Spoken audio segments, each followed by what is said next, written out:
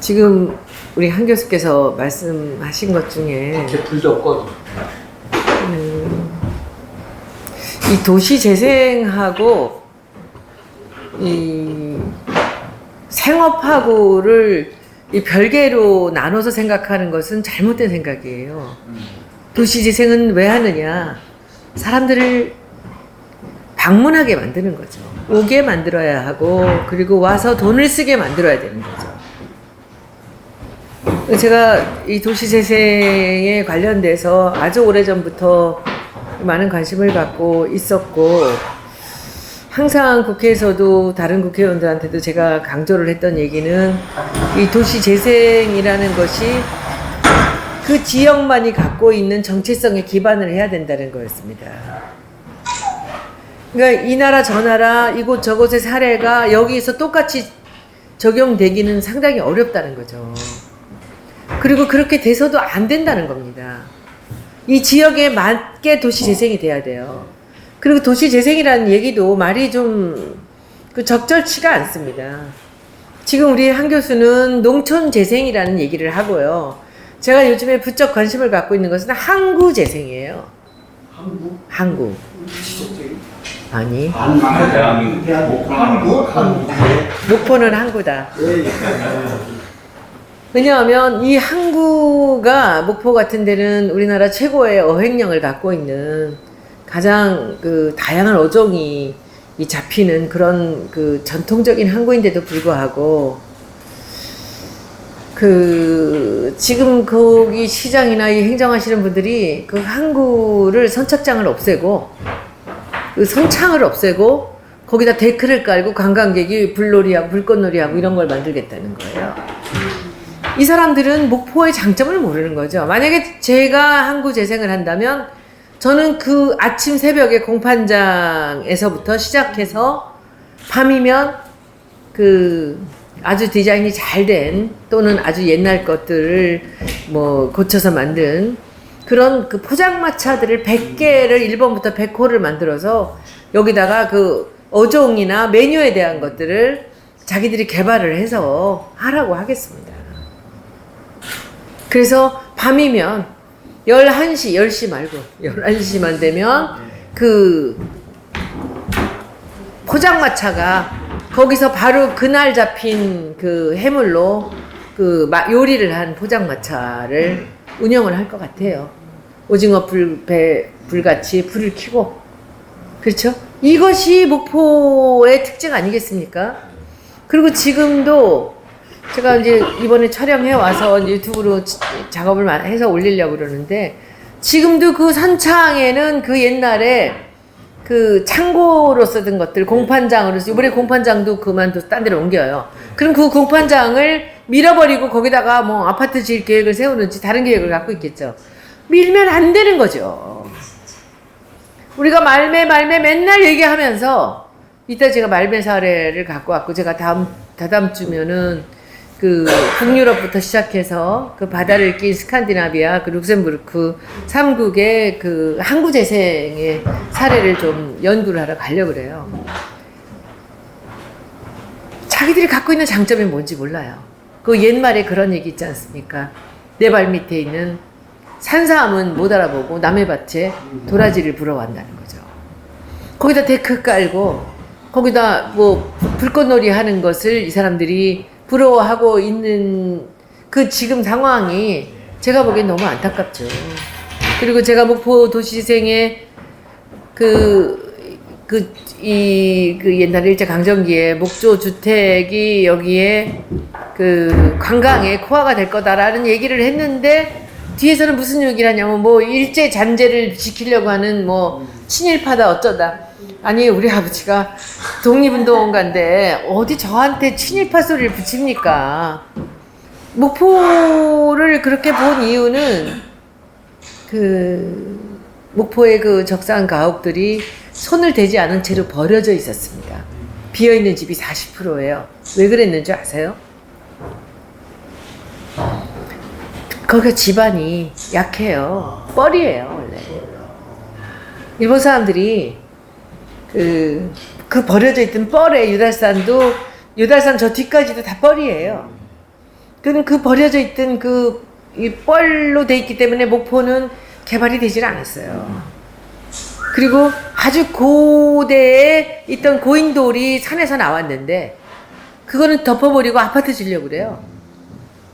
그리고 여기는 이 영산강으로 들어가는 초입이기 때문에 이 영산강으로 해서 영산포, 나주까지 들어가서 이것이 기원 전부터 이 고도로서 나주는 서역하고 중국하고 큰 교류를 했던 곳입니다.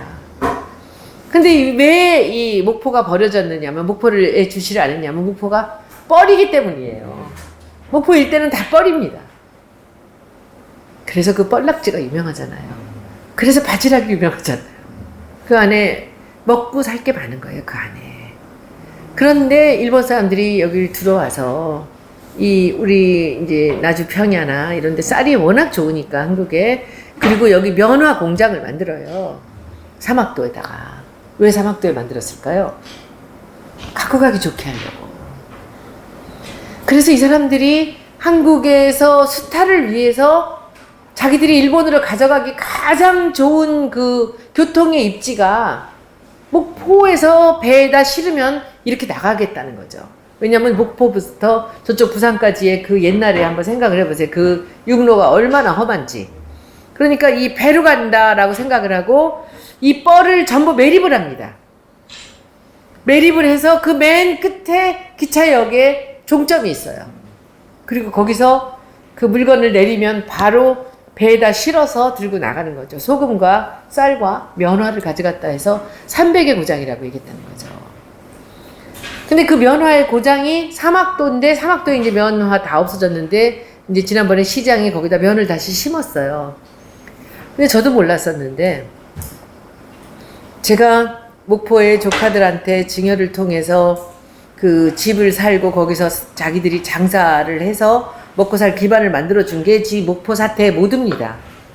그렇게 됐는데, 거기 제가 드나들면서 인테리어도 좀 봐주고 하면서 이제 주말이면 왔다 갔다 하면서 있었는데, 그 조카 집이 조그만 집 3개 합해서 1억 5천만 원입니다. 집이 3개 합해서. 그리고는 그 창성장이라는 건 9천만 원이에요. 72평이. 이것을 증여를 하고 집을 고치는 과정에서 동네에 있는 통장님이 저한테 하루는 조용히 물으시는 거예요. 손 의원, 여기 안에 옛날에 창고를 쓰던 데가 있는데 이런 것도 관심 있나? 근데 바로 그 창성장 앞이에요. 그래서 한번 보여주세요. 그랬더니 그날 102평의 땅이었는데 그날 주인이 없어요. 일요일이었으니까. 그래서 집에 못 들어가고 밖에만 봤는데 밖에 안 보여요. 골목 안에 있는 거라.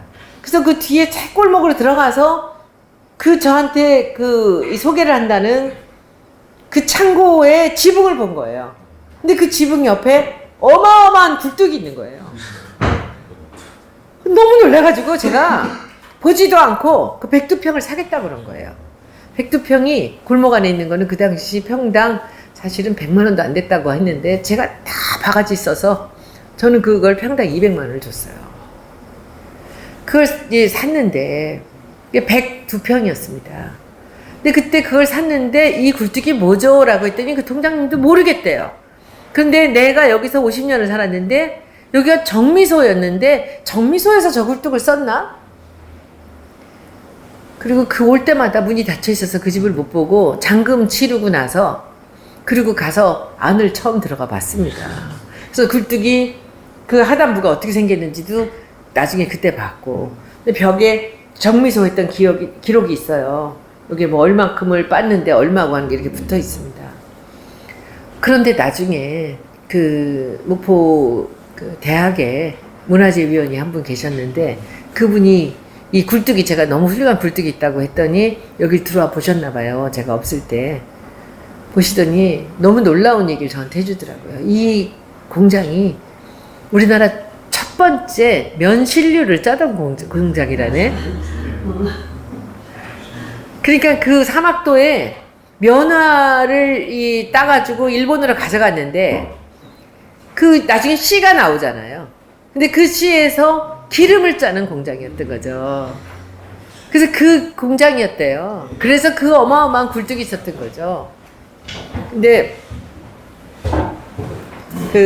제가 보기에는 목포가 이렇게 자기가 아니면 안 되는, 목포가 아니면 안 되는, 목포 지역에 맞는 정체성으로 개발을 해야 된다고 저는 생각을 합니다. 그 굴뚝 그대로 둔 채로 그 박물관에 홀을 만들고 그 주변에 있는 집들을 그 박물관 부지 102평에 붙어 있는 집들을 20평, 22평, 8평, 50평 이렇게 해서 그 골목거를 다닥다닥을 제가 하나씩을 사기 시작한 게 그 14필지의 비밀입니다.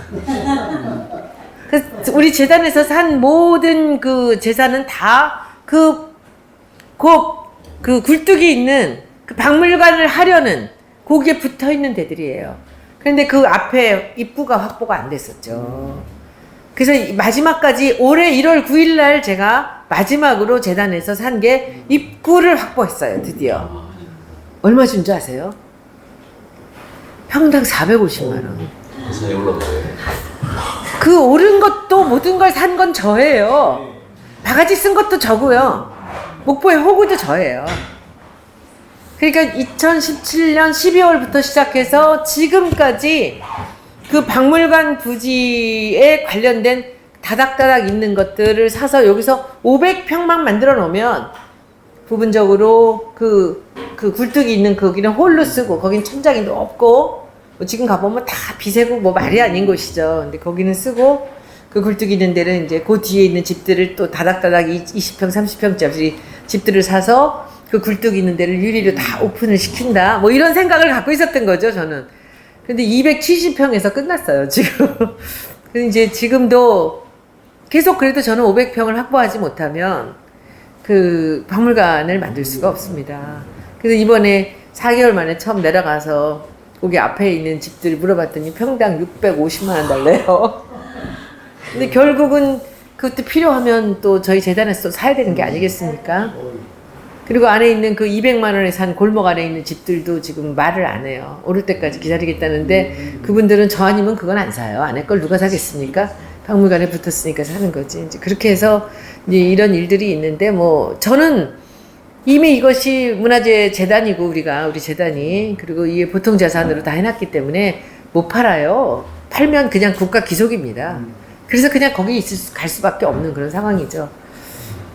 제가 전국에 이렇게 폐교를 이용한 데를 몇 군데 봤어요.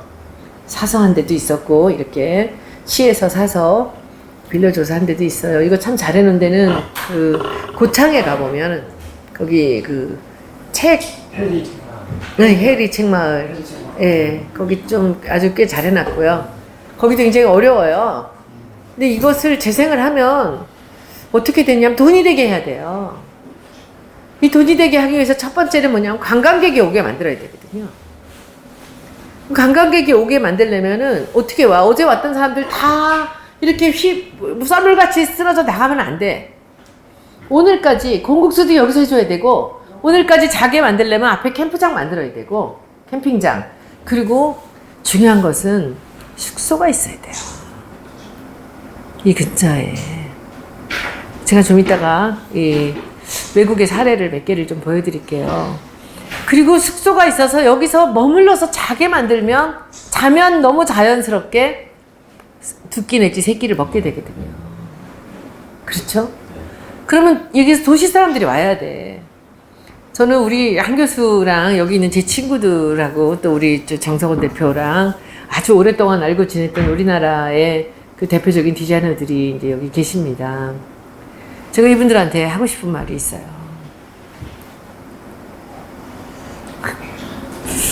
디자인은 눈에 보이면 안 돼요. 디자인은 인지하지 못하는 상황에서 다른 판매나 다른 뭔가 우리가 목표하는 게 말하자면 여기서 물건이 팔리기를 원한다. 여기 관광 오기를 원한다. 그 밑에서 물처럼 공기처럼 도와주는 것이 디자인이지. 디자인이 앞서면 일반인들은 부담스러워요. 왜냐하면 디자인은 일반인들이 언어가 아니거든요. 근데 그들이 자기도 느끼지 못하는 속에서 이것이 다른 언어가 되고 있다는 것을 구매 행위로 이 사람들이 하게 만드는 것이 디자인을 통한 마케팅이거든요. 그래서 여기서 디자이너나 디자인이 너무 돋보이면 안 돼요. 그래서 고양이도 이렇게, 고양이는 뭐 지금 시대의 최대 화두죠. 유튜브 보시면은 이 고양이, 새끼 고양이 2마리 키우면서 그걸로 100만, 200만을 올리는 유튜버들, 한 달에 몇 천만 원씩을 그 수입을 갖고 가는 유튜버들이 뭐 여럿이 있습니다. 집에서 자기 고양이들이 움직이는 것만 갖고 찍어서.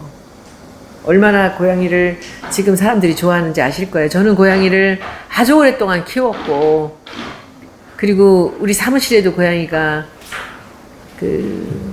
6마리까지 키워봤고요. 그리고 지금도 이 크로스포인트라는 회사는 고양이 2마리가 있고요. 그리고 저희 집에 1마리가 있고요. 그리고 마포의 지역 사무실에 이 카라에서 우리가 입양한 고양이가 3마리가 있었고, 그 다음에 또다시 1마리 입양해서 4마리 있었는데, 제가 무소속이 되면서 그 고양이들이 쫓겨나게 돼갖고 제가 목포로 이주를 시켰습니다. 그래서 창성장에는 그 고양이 4마리가 가서 아주 거기서 뭐 너무너무 해피하게 외출냥이가 됐어요. 여러분들 외출냥이 아시죠? 외출냥이. 나갔다 들어와. 밥 먹고 자는 건 집에서 자는데 또 그걸 바깥에 가서 산다? 야, 나 그게 너무 놀라운 게, 여기 모래가 있는데 안 자요. 밥 먹고 자는 것만 여기서 자요. 그런데 이제 얘네들이 외출량에 위험한 거는 그 밖에 나가서 무슨 일이 벌어질지를 모르는 거죠. 그래서 지금 간지 몇 달 됐는데 1마리가 사라졌어요. 근데 걔는 안 나가는 애였는데 한 번 나갔다가 얻어 터지고 들어왔어, 동네에서. 그래갖고 여기가 막 굉장히 좀 아주 좀 씩씩한 남자애였는데, 그리고는 한 이틀 동안은 의기소침해서 자기가 이제 맞고 들어온 거지, 동네에. 그 텃세가 센 동네죠. 목포대가 아니고, 동네가 완전히 고양이 천국이에요. 빈집이 많으니까.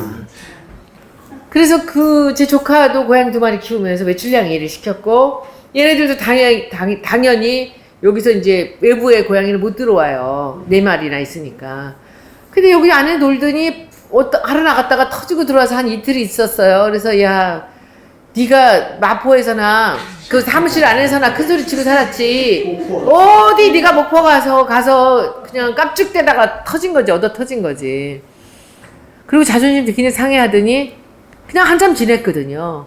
근데 얘가 나갔다가 안 들어오는 거예요. 다른 애들은 다 나갔다 들어왔다, 하루에도 4번 5번 나갔다 들어왔다 하는데 얘가 지금 못 들어오고 있어서 지금 너무 가슴이 아픈데, 이번에 가서 보니까 뭐 거기 창성장 지배인이나 제 조카한테 엄청나게 애교를 하면서 살고 있더라고요. 이 고양이는 지금 이 모든 젊은이의 화두고요. 모든 사람들이 한번 키워보면 고양이를 다 사랑하지 않을 수가 없는 이 시대에 정말 중요한 그런 반려동물이라고 생각을 하는데, 고양이는 물론 이렇게 가둬놓기가 어려우니까 사진들도 좋고요. 저는 오늘 아주 놀라운 게 이 지푸라기, 집공예로 만든 고양이 집이에요.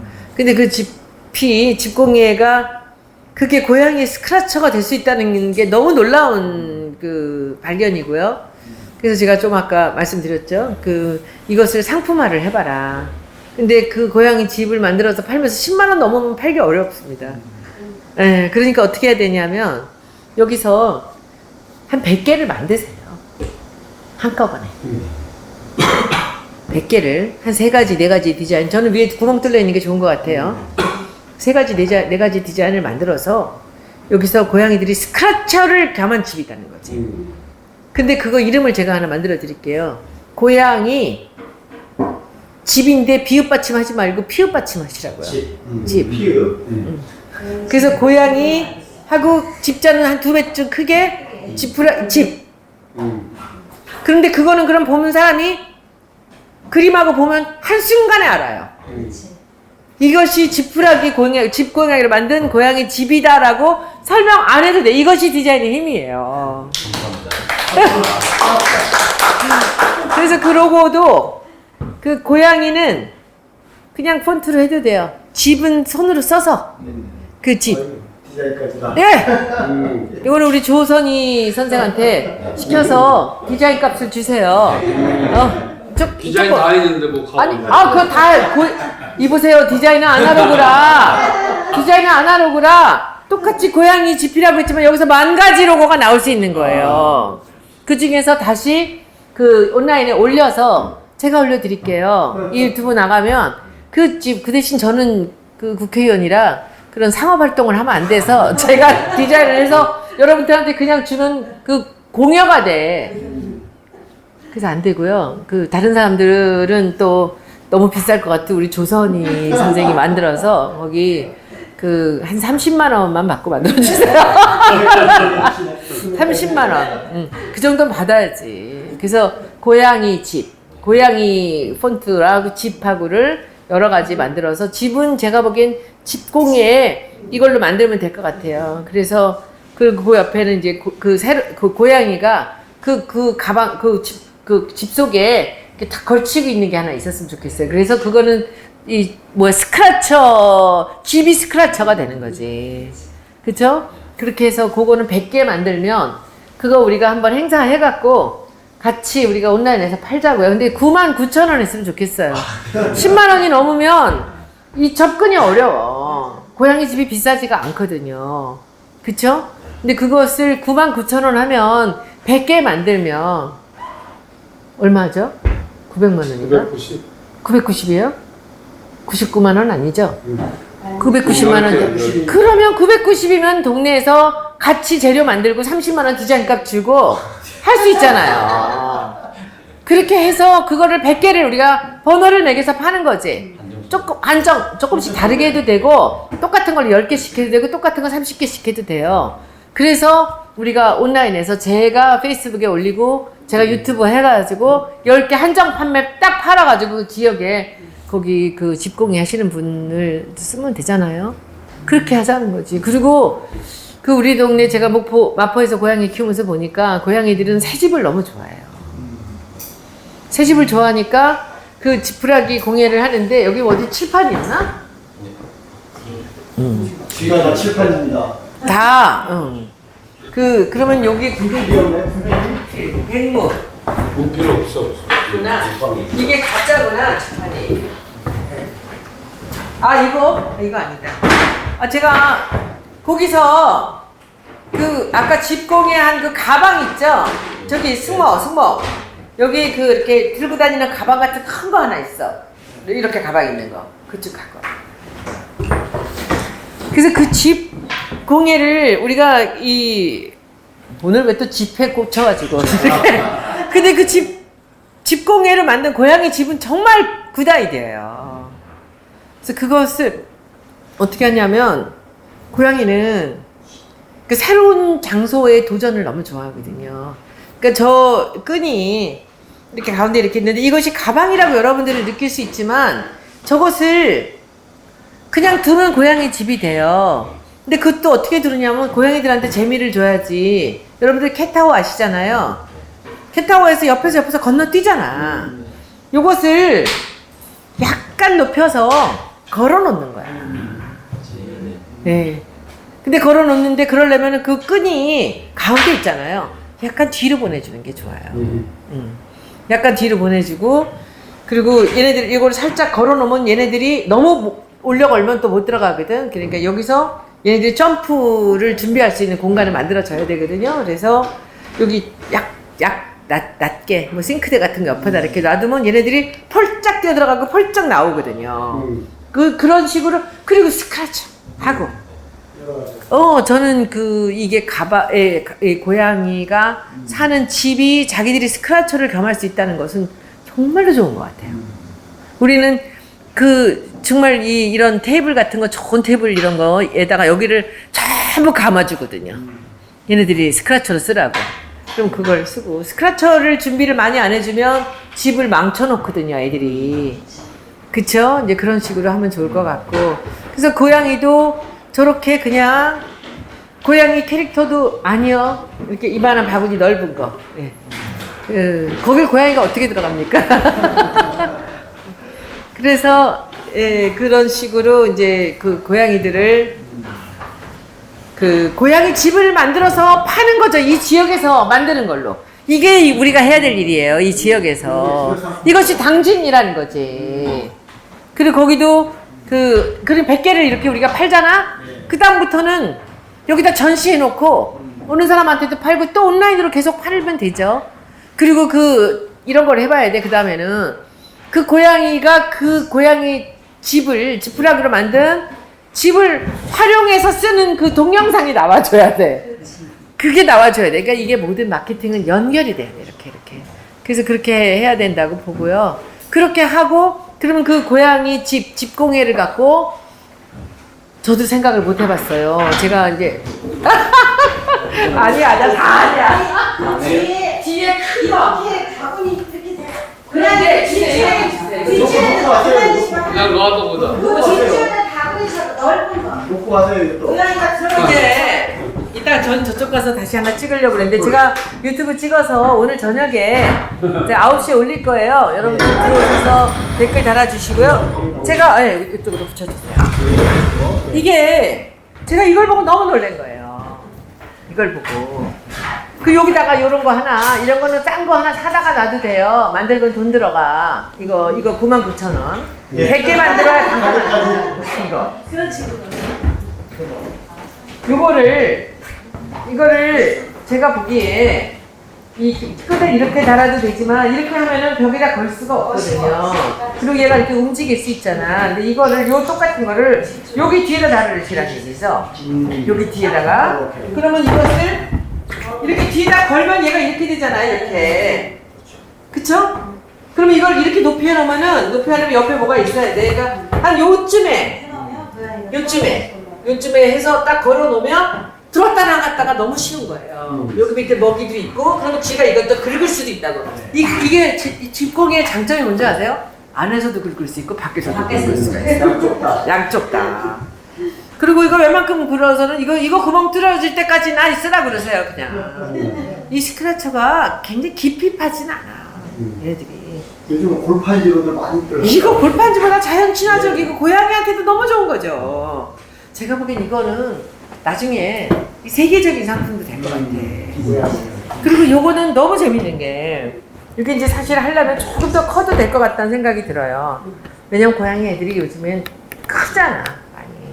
그러니까는 들어오고 나가고요. 그러면 이게 여기서 한번 보세요. 얘네들은 가만히 내버려둬도 온갖 그림을 다 만들어내. 고양이가 여기서 머리만 나와 있는 거 한번 상상해 보세요. 그리고 어떨 때는 여기다가 안 입는 티셔츠 같은 거 있죠? 요거 조금만 덮어가지고, 요거 해서 안 입는 티셔츠를 이쪽으로 이렇게 푹 씌워놔. 푹 씌우면, 그리고 여기 요 부분만 이렇게 찢지 않고 여기다 이렇게 해서 여기다 뭐 찢기를 꽂아놔도 돼. 그러면 여기 조금 더 넓으면 얘네들이 여기 올라가면 해먹이 돼요. 이렇게.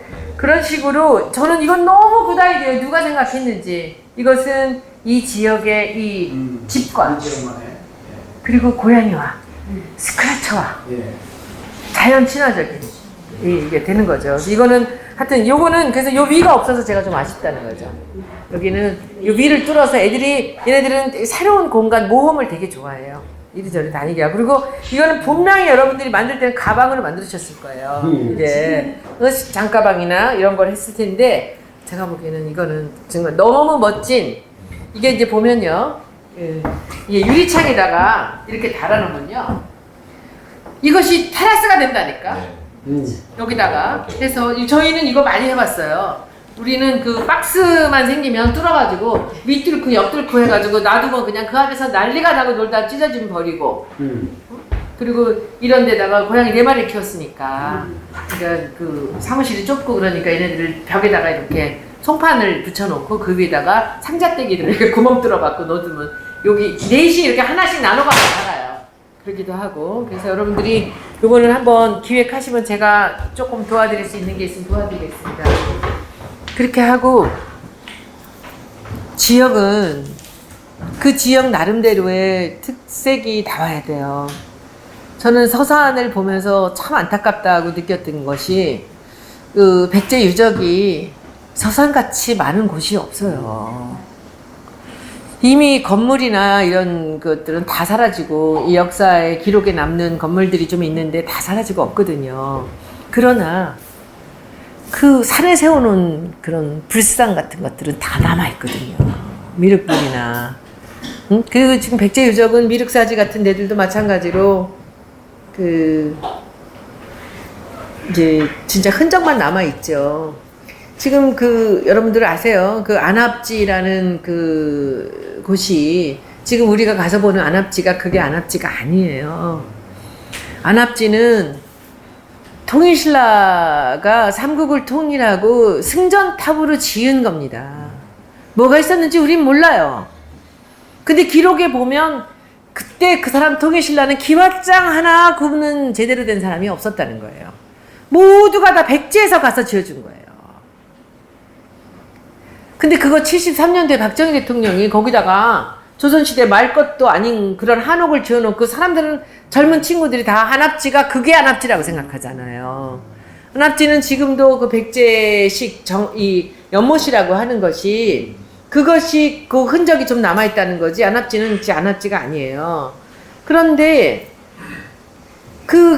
이 박근혜 대통령 시절에 거기 있는 국회의원들이 3년 동안 2조 이상의 예산을 만들어서 이 사람들이 황룡사지를 기반으로 거기다가 황룡사를 복원하겠다는 거예요. 황룡사가 어떻게 생긴 줄 알고 자기들이 복원을 해? 그래서 제가 한번 국감에서 또 안압지 같은 흉물을 만들어서 후손들을 호도하려고 하는 것이냐. 제가 끝까지 반대했어요. 그랬더니 옛날에 용산 사태 경찰서장이었나요? 그때 총경이었나? 김석기 의원이라는 분이 제가 반대를 하니까 그렇게 저를 설득하려고 만나자고 해서 제가 안 만났거든요. 그때 얼마 전에 신문 기자 불러놓고 제가 목포 때문에 두들겨 맞고 있는 중에 손혜원이 우리 지역에 그걸 못하게 했다는 거예요. 아니 왕이 살던 도시인데 왕경이 경주만 왕경입니까? 공주는 뭐고 부여는 뭡니까? 이 백제가 있었던 지역분들 이렇게 사시면 안 돼요. 이 백제 유적은 모두가 사라졌어요. 왜? 패망을 했으니. 그 왕경을 자기들이 하려면 제가 문화재청에 그 얘기를 똑바로 기록으로 남겼습니다. 왕경을 하려면은 왕경 도시를 만들려면 왕이 살던 도시를 다 골라서 다 해라. 왜 계속 흔적도 없는 황룡사지를 하려고 하느냐. 그래서 자기들이 기록을 하고 어쩌고저쩌고 해놨다고 그래서 거기다 어마어마한 걸 또 준비하는 걸 해놨어요. 그래서 발굴하는 거 좋다. 그런데 고증 없이 짓는 건 안 된다. 그것은 죄악이다. 했는데 이제 또 교문위 위원들을 다 불러갖고 거기를 보여주더라고요. 갔는데 이 사람들이 자기들이 옛날 기록에 의해서 이런 설계를 했다는 거예요. 황룡사지를 복원을 하겠다고. 그래서 그걸 자기들이 설계했다는 걸 보는 순간 제가 물었어요. 뭘 근거로 이걸 하셨습니까? 그랬더니 그때 너무 어이없는 대답을 하는데 자기들은 그 밑에 있는 초석이나 이 돌들을 보면 건물을 안 돼요. 그런 그야말로 싸가지 없는 그런 대답을 하더라고요. 그런데 우리 녹야원이라고 있죠. 석가모니가 처음으로 설법을 행한 곳이에요. 녹야원 가봤어요. 제가 인도에. 돌만 있어요. 거기들 다 이렇게 둘러 앉아서 석가모니가 처음으로 설법했던 내용을 얘기한다고. 그러면 폼페이나 로마는 왜 그거 새로 안 짓죠? 무너진 돌더미를 왜 그대로 두고 있죠? 우리가 받은 게 돌더미면 돌더미로 그냥 후손들한테 넘기는 게 맞습니다. 유물의 수리에 관련돼서 일본 사람들이 전 세계에서 최고입니다. 종이나 모칠이나 나무나 이런 수리를 제일 잘해요. 오래된 것들이 많으니까. 근데 거기서 유물 수리에 최고 권위자, 세계적인 권위자가 한번 오셨어요. 한국에 오셔서 같이 포럼을 한번 했는데 그분이 강의를 하는데 제가 아주 가슴이 메어지는 강의를 하시더라고요. 유물은 불가역적으로 수리를 해야 된다는 거예요. 불가역적인. 아니지. 잘못했어. 유물은 가역적으로 수리를 해야 된다는 거예요. 가역적인 수리를 해야 되는 이유는 뭐냐면 우리가 받은 그 상태를 그대로 두고 거기서 우리가 보는 앞에서 소멸되는 부분들은 고치라는 거예요. 그런데 우리가 받은 상태가 뭐가 떨어져 있는 상태만 그대로 두라는 거죠. 제가 나전칠기는 좀 알지 않습니까? 한국에서 나전칠기 제일 많이 사본 사람이니까 제가 한 300점의 유물을 갖고 있으니까 전 세계에 나전칠기가 소장되어 있는 박물관에 가서 그걸 제가 다 봤어요. 대형 박물관 물론 유럽에 있는 모든 박물관에서 나전칠기 유물, 한국의 나전칠기 유물을 갖고 있는 걸 보고 이 사람들이 어떻게 수리를 했는 걸 봤어요. 그 수리 누가 하게 해요? 일본에서 해요. 근데 그 수리는 이 사람들이 정말 그 가역적 수리를 하는 거죠. 대형 박물관에 가면 한국 고려시대 경함이 있어요. 60억짜리 시가. 그걸 보는데 다른 건 다 만지게 하는데 그걸 못 만지게 하더라고요. 그 수장고에서 꺼내서 다른 건 다 만지게 하고 그건 자기가 만지고 보여달라는 쪽으로 우리가 사진을 찍게 해주겠다고 안에까지 뚜껑 열고 떨어진 부분을 그냥 오칠로 메꿔만 놨어요. 그 옆에 향압이 하나 있는데 향압이 요렇게 생긴 고려시대 겁니다. 다 떨어지고 하나도 없어. 나전이. 근데 그 떨어진 부분이 이들이 나전을 오려서 붙인 다음에 오칠로 평탄 위를 면을 맞췄어요. 그런데 그 나전이 오래돼서 떨어지잖아. 그러니까 거기에 뭐가 남아? 홈이 파진 것 같지는 않죠. 사람들이 상감이라 그러는데 상감이 아니고 나전칠기는 원래 요 부분에 나전을 붙이고 옆을 높이를 메꾸는 거예요. 칠로. 오칠로. 그런데 그 대형 박물관의 그 향압은 나전은 하나도 없고 나전의 문양이 국화문인데 이 문양이 전부 파진 채로 원폭 돼 있는데 그대로 있어요. 우리나라 수리 어떻게 하게요? 그걸 다시 만들어서 새 거를 만들어 놔요. 그러니까 일본 사람들이 우리나라 유물 수리를 너무 가슴 아프다고 하는 게 이 사람들은 자기 시대에 받은 채로 그냥 두지를 않고 새 걸 만든다는 거죠. 저는 유럽에 가서 어떤 전시에서도 또 봤어요, 그거를. 한국 거는 쳐다도 안 봐요. 한국 나전칠기를 그 민스터에서 전시를 해서 고려 경함이 5점이나 나왔어요, 자그만치. 일본에서 2점이 나왔고, 이제 그 또 어디서 또 나왔고, 어디 외국에서 또 나왔고 해서, 그러니까 제가 그 경함이 5개가 한꺼번에 있는 곳을 볼 수가 없습니다. 거기를 보러 갔는데, 이 사람들이 다 끝나고 나서 그 학예사들이 모여서 다 같이 얘기를 해요. 다 같이 얘기를 하는데 한국에서는 학예사가 국박에서도 오고 민박에서도 오고 뭐 어디서 뭐 또 어디 뭐 박물관들이 왔는데 이 학예사들이 한 명도 없어. 근데 실제로 그런 전시 때는 그 학예사들이 마지막에 하는 그 미팅이 최고라는 거예요. 여기서 서로들 물어보는 거죠. 제가 대형 박물관이나 이 유럽에 있는 박물관들 갔을 때도 이 사람들이 제가 갔을 때 그렇게 물어보는 거예요. 어떤 작품을 갖다 놓으면서 이것이 한국 거냐? 제가 보기엔 중국 거예요. 그런데 이것이 한국에 있는 누구 유명한 사람이 와서 한국 거라 그랬대. 이건 중국 겁니다. 이런 이유로. 그렇게 얘기를 했는데 그 학예사들이 와서 서로들 거기서 그 나라에 갖고 있는 것 수리 방법이라든지 이 상태라든지 이 문양에 대해서 서로들 교류하는 자리 아닙니까? 한국에서는 그 6명인가가 출장이 각 그 박물관에서 왔는데 다 어디 가고 한 명한테 이것을 모아서 한꺼번에 패킹을 체크해달라고 다 없어졌어요. 놀러 나갔는지. 그리고는 이 사람들이 그 유럽에 있는 각 박물관의 큐레이터들이 와서 교류를 하고 회의를 하는데 거기서 한국의 수리에 대한 얘기를 하는 거예요. 자기들은 한국이 왜 이렇게 수리를 해서 그 과거로부터 선조로부터 받은 그 가치를 훼손하는지 자기는 이해가 안 된다. 저도 그때는 그게 이해가 안 됐었어요. 지금은 제가 그걸 알아. 그래서 그 지난번에 저를 갖고 난리를 치면서 제가 박물관에 누구를 인사 청탁을 했다라고 하는 그 얘기가 바로 이 얘기입니다. 제가 그 고려 경험을 이들이 졸속으로 이것을 복원하는 게 아니라 그 고려 경험이 바스러질 게 하나 있어요. 흔적도 없이, 그리고 밑에 쪼가리만 남아있는 거. 이것을 사진을 보고 졸속으로 만들려고 한 것을 못하게 하러 간 거예요. 당신들이 이것을 새로 만들어 놓으면 이거는 후손들한테 큰 죄악이다. 이거를 만들려면 제대로 한 3, 4년 걸려서 한 5억 정도 예산 만들어서 이거 세계적인 권위자들하고 함께 이 작업을 해야 된다. 근데 그걸 할 수 있는 최고의 사람이 지금 민속박물관에 단 한 명이에요, 우리나라에. 이걸 하는 사람이 있으니까 얘가 지금 마침 이 교체 인사가 있으니까 얘를 여기 와서 이것을 만들게 하면 어떻겠냐라는 얘기를 한 거예요.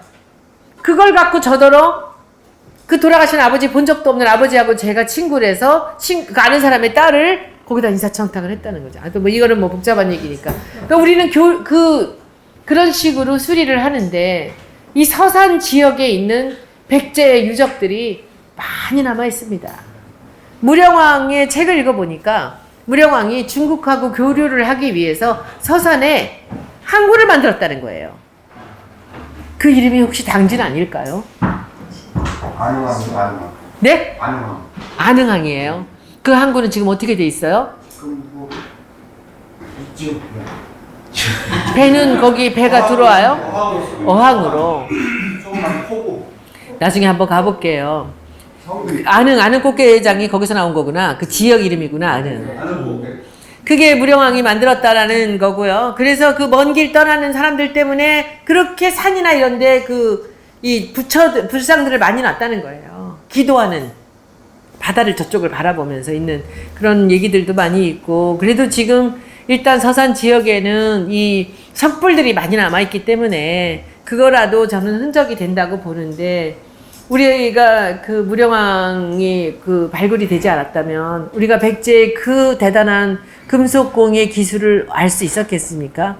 저는 무령왕을 보면서 지금 일본에 있는 정창원에 그 백제 유물들하고 이 연결고리가 딱딱 나오더라고요. 그래서 그런 식으로 보고, 이제 시간 없으니까 제가 이 불은 다 끈 건가? 이게 앞쪽은 다 이거 내가 넘길 수 있나? 안 되나? 이런 것들은 이제 제가 브랜드 만든 사례인데, 이런 것들이야 제가 참이슬 만들었고, 그 다음에 넘어갔죠. 처음처럼도 제가 만들었던 브랜드라는 거고요. 화요라는 술도 제가 만들었고요. 그런 것 쭉 넘어가. 정관장 왼쪽 거를 오른쪽으로 만드는 걸 제가 1억 받고 했어요. 이게 아주 안 바뀐 것 같으면서도 많이 바뀐 거죠. 그러니까 이 바뀐 거는 정관장에 아류들이 많이 생겨난 거죠. 근데 왼쪽 거 할 때는 홍삼이 중요했는데, 바꿀 때는 정관장이 중요해진 거죠. 그런데 저 엠블렘은 바꿀 수가 없는 거야, 자기들이. 근데 이제 다른 디자인 회사들은 이것을 새롭게 완전히 좀 모더나이즈 하자고 했다는데, 저는 옛날 거를 깜짝같이 안 바뀐 것 같이 바꾸겠다고 해서 저한테 일이 온 거예요. 그 왼쪽이 오른쪽으로 왔는데, 여러 가지 있고요. 그리고 삼도 이 금색 라인을 좀 얇게 하니까 그 삼이 통통해졌죠. 더 커지고. 네. 그리고 이제 정관장 글씨를 할 수 있는 한 최대를 크게 만들었고, 그리고 이 엠블렘이 이 빨간색 안에 들어가는데 이제 신스 1899를 이 안으로 집어넣은 거죠. 그렇게 했고, 밑에 리본을 좀 널찍하게 했고, 요 다음에는 요 패키지를 완전히 바꾼 거죠. 왼쪽 거 오른쪽으로 그대로 바꾼 거거든요. 그러니까는 라벨이 이만큼 표기사항이 들어오던 거를 끝까지 없애버리면서 정관장 엠블렘을 가장 크게 넣고, 그리고 홍삼점은 밑으로 글씨를 빼고 위에 정관장이 이제 돋보여야 되기 때문에, 그리고 오른쪽 것도 박스입니다. 저쪽 뒤에 후가공을 다 없애버리고 담배인상공사를 안으로 집어넣으면서 이 면적을 위에 빨간과 이 깜정해서 엠블렘을 크게 넣어서, 그야말로 소비자들은 바뀐 것을 전혀 모르게, 그런데 경쟁자들은 깜짝 놀라면서 이제 안타까워하게끔 그렇게 바꿨던 사례입니다. 이 사례는 사실은 지금까지 제가 얘기했던 것, 본질적 가치죠. 서산의 가치, 당진의 가치, 서해안의 가치, 백제의 가치를 우리가 알면서 도시재생을 해야 된다는 거죠. 그리고는 이 고도의 특징이 뭔지 아세요? 오래된 도시의 특징은 뭐겠습니까, 우리 교수님? 농촌 재생에 그 이 목을 걸고 사활을 걸고 있는 우리 교수님. 사활로 대답하셨다. 고도의 특징은요, 다 농사가 잘 됩니다. 왜 그렇겠습니까? 잘 되는 곳에 고도가 당연하지. 네, 그렇죠. 잘 되는 곳. 잘 되는 곳에 간 거예요. 물이 있고 해가 좋고. 그래서 고도는 다 농사가 잘 돼요. 우리나라 농사 잘 되는 곳 가보면 전부 고도예요. 상주가 왜 꽃감이 유명해요? 상주는 원래 명주의 도시 아니에요. 뽕나무죠. 예. 상주 오이 유명한 거 아세요? 여러분들 시장 가서 상주 오이를 주문해서 이제 철대서 해보세요. 상주 오이를 오이질 담으면 물르질 않아요. 그런데 지금 상주를 그 대단한 곳을 지금 저렇게 버려놓고 있는 거죠. 그래서 이제 이게 도시가 이제 발전하고 쇠락하는데 여러 가지 요인들이 있어요. 옛날 고도들, 고흥, 뭐 고성, 고창, 다 고도들은 다 잘 돼요. 그 농사가. 해가 좋고. 고창 같은데 과일 보세요. 얼마나 해가 좋으면, 그리고 땅이 좋으면 그렇게 유별난 그런 그 땅콩이 나오고 유별난 수박이 나오는지. 그쵸? 근데 저는 서산이나 당진이 전혀 그들을 부러워할 게 없다는 거죠. 그래서 여기서 우리가 농촌 재생을 한다고 했을 때 농촌 재생을 어떤 식으로 할 것인가? 이거 어렵지 않아요. 이 서산이나 당진도 어렵지 않은 이유는 아무것도 돼 있는 게 없기 때문에 맨 땅이야. 백지야. 그래서 될 수 있어요. 여기 몇 년 더 할 수 있어요, 이 학교? 계약이. 내년까지. 그럼 그 다음 계획을 또 해서 그 지속성과 이걸 한번 이제 좀 이따 우리 보면서 이걸 한번 해보자고요. 그래서 이게 본질에 충실했을 때 그 뿌리가 살아나기 때문에 다시 오래 갈 수 있는 거죠. 이 모든 제가 하는 브랜드 아이덴티티나 그리고 이 브랜딩의 기본은 바로 이겁니다. 본질을 찾아내야 되고 그 본질에 중심을 두고 리뉴얼을 하던 개발을 해야 된다는 거죠. 드럼도 마찬가지고 드럼 세탁기 앞에 이제 원형을 갖고 오자가 들어가는 로고로 드럼에 이 독일어를 갖고 한 거죠. 딤체도 저 원래 있는 것을 딤체 전 거를 해봐. 이 제가 원래 있었던 한글에 있었던 온도 마크를 갖고 뒤에다가 저 온도 마크를 붙인 거예요. 그래서 이것을 제품에 크게 넣은 이유는 이 온도라는 단어가 디그리예요, 디그리. 온도가 디그리예요. 그래서 외국에다가 수출할 때는 우리는 온도를 컨트롤하는 회사다. 그냥 냉장고를 만드는 회사가 아니라 그게 뭐냐면 그 김치 냉장고의 과학이죠. 전 세계에 정말을 지배하는 유일한 발명품 이 김치 냉장고죠. 김치 냉장고, 김치가 0도에서 얼지 않고 마이너스 1, 2도에서 언다는 거를 알았던 거죠. 왜냐하면 소금기 때문에, 염도 때문에 김치가 0도에서 얼질 않아요. 다른 물들 같이. 그러니까 그 소금기로 0.1도, 마이너스 1도를 해서 거기서 이 사람들이 그 익어가기는 하지만 더 이상 쉬지는 않는 그 온도를 만들어낸 거죠. 이건 뭐 대단한 과학이죠. 그래서 D자에 심볼을 온도 마크를 집어넣은 것입니다. 이런 건 다 넘어가고요. 이것도 되게 유명한, 니들 시간 없어 넘어가. 다 넘어가. 지금 이런 거 볼 시간이 아니야.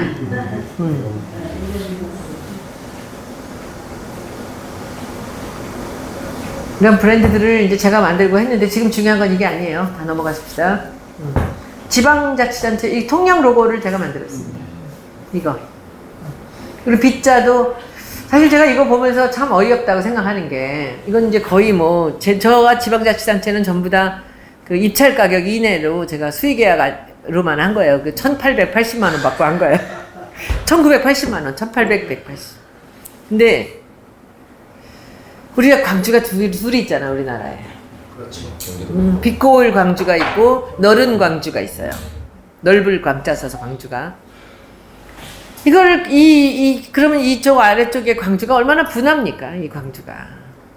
그쵸? 그러면 해결을 해야 되잖아. 그래서 이게 광주 비엔날레 때 했지만은 이 글자를 심볼로 쓰라 그랬어요, 제가. 저걸 쓰면 빛광주가 돼요, 그냥.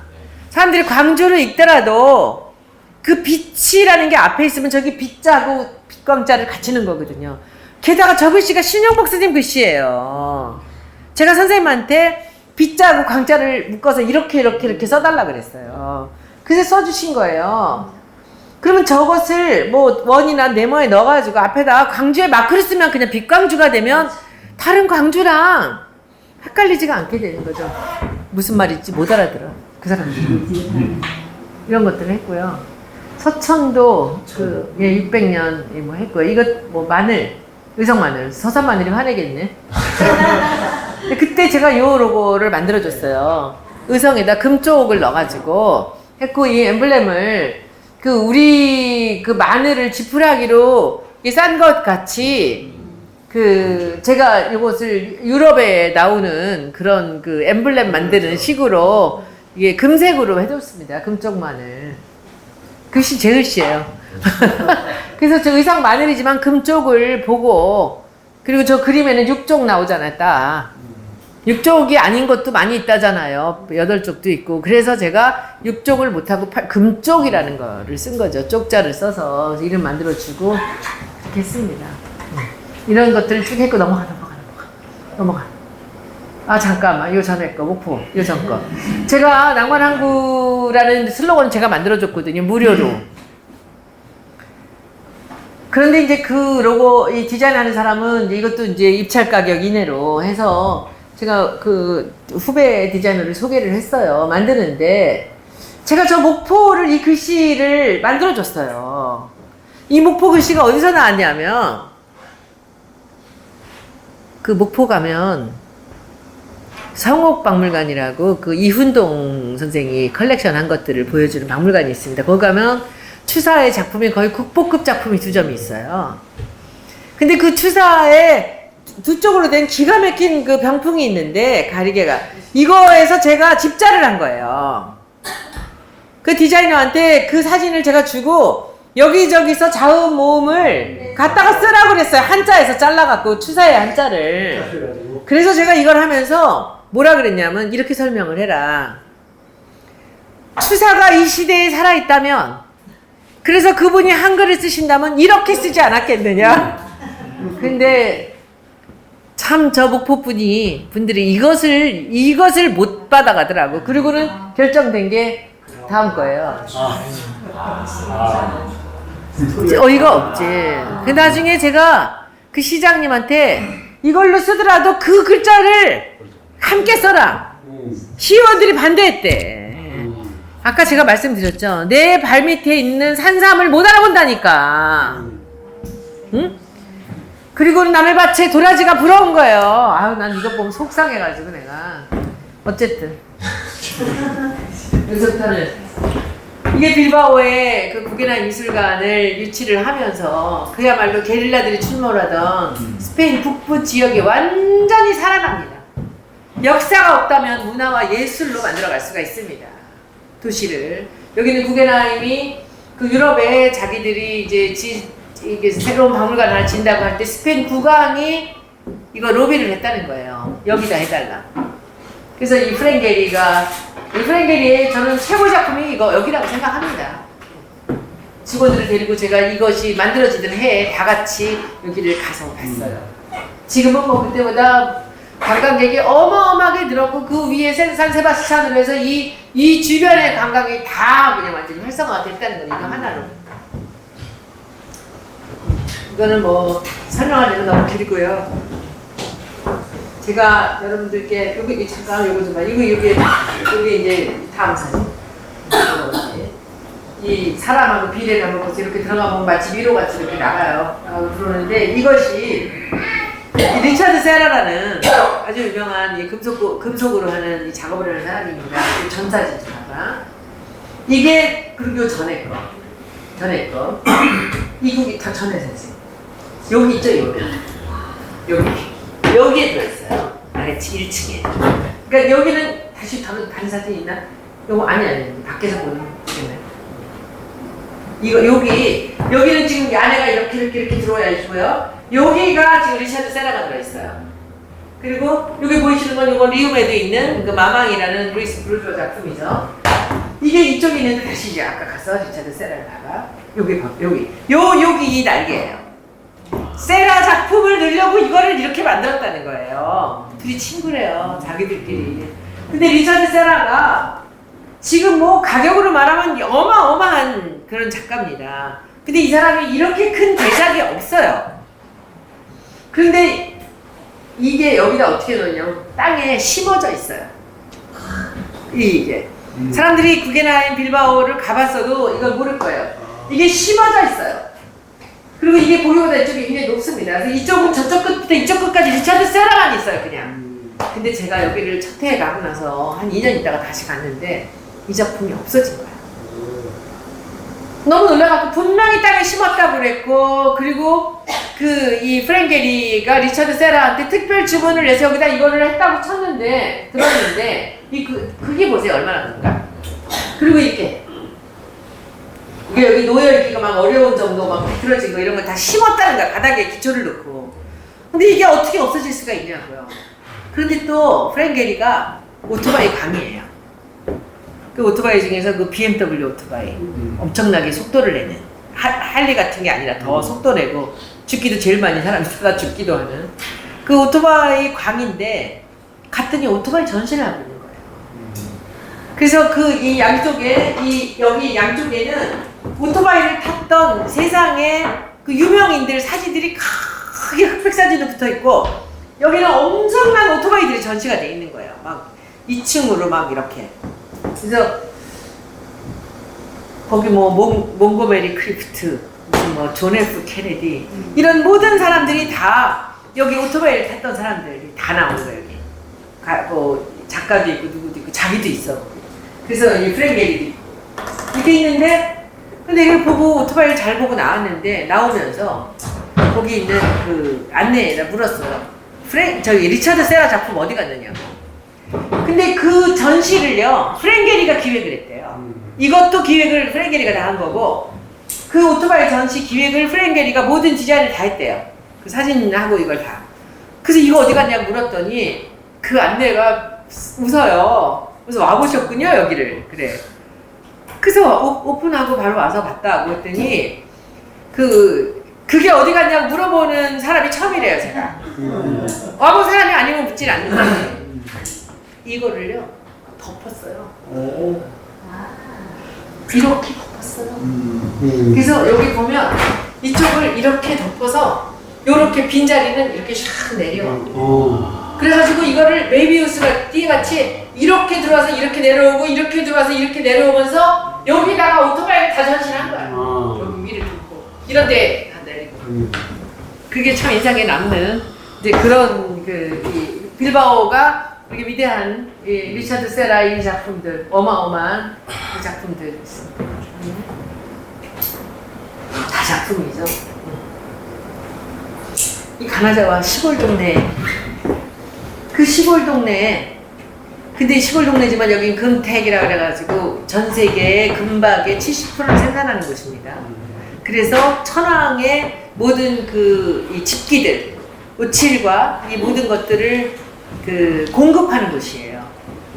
그리고 이 가나자와에서 차를 타고 한 150km 정도만 가면은 와지마라고 바로 우리나라 속초에서 직선으로 가면 있는 그쪽이 이 직선으로 가면 있는 그 바닷가에 오칠 마을이 나타납니다. 거기가 이 가나자와의 근교죠.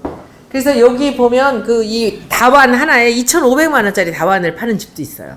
그게 한정으로 옛날에 한 100년 전에 2개 만들어서 하나는 황실에 들어가고 하나는 자기네가 갖고 있다는 거예요. 막.